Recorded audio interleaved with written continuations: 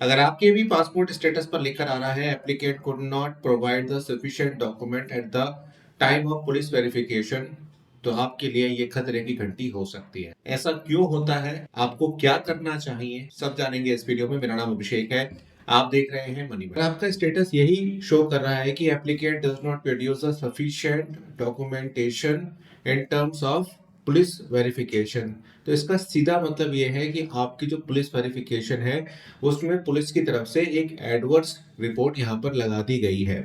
अब adverse report क्या होती है? एडवर्स रिपोर्ट में लिखा जाता है कि जो डॉक्यूमेंट्स उसे मांगे गए वो डॉक्यूमेंट्स आपने प्रोवाइड नहीं करे, या जब आपकी पुलिस वेरिफिकेशन के लिए कॉल की गई या आपको बुलाया गया या पुलिस वेरिफिकेशन के लिए लोग वहां पर जब गए तो आप वहां पर नहीं मिले।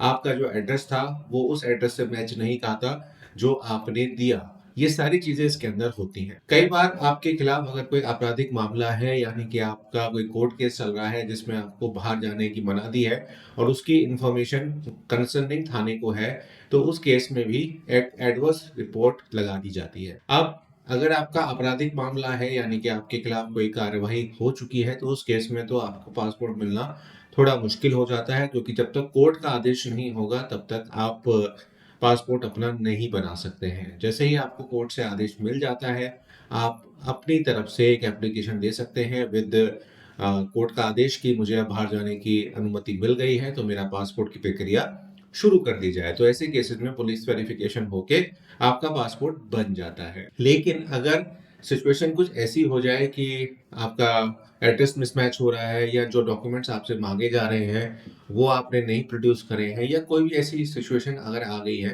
तब आपको बहुत प्रॉब्लम्स हो सकती हैं। तो वीडियो को अंत तक देखना, क्योंकि जो बता रहा हूँ वो बहुत इंपॉर्टेंट है। अब ये बात आती है कि करना क्या होगा। देखो, सबसे पहले तो ये है कि आरपीओ का आपको अपॉइंटमेंट लेना पड़ेगा इस केस में, और आपके जो भी डॉक्यूमेंट्स हैं ओरिजिनल और उसकी कॉपी आपको लेकर जानी होगी।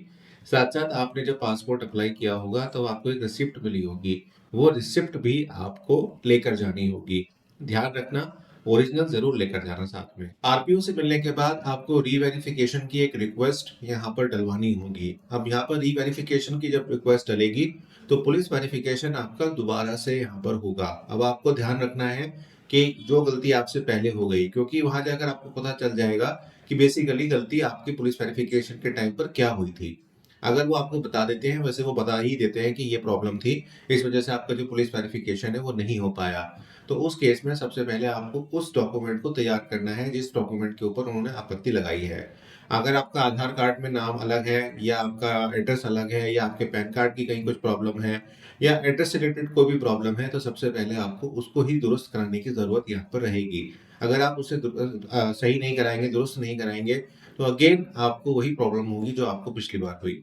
इसलिए अपने आधार कार्ड, पैन कार्ड, आपकी 10th की मार्कशीट, आपके सारे डॉक्यूमेंट्स यहाँ पर आपके इंटैक्ट होने चाहिए, यानी कि सही होने चाहिए। अगर वो सही नहीं होंगे तो आपको प्रॉब्लम आएगी। अब आरपीओ से मिलने के लिए आपको पीएसके में जाना पड़ेगा, यानी कि पासपोर्ट सेवा केंद्र पे जाना होगा, और वहां से आप आरपीओ का अपॉइंटमेंट यहाँ पर ले सकते हैं।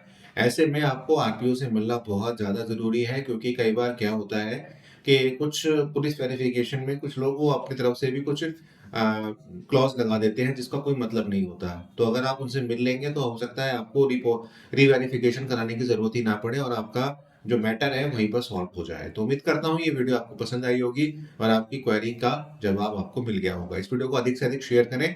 कोई कमेंट है या कोई क्वेरी है तो आप कमेंट करके पूछ सकते हैं।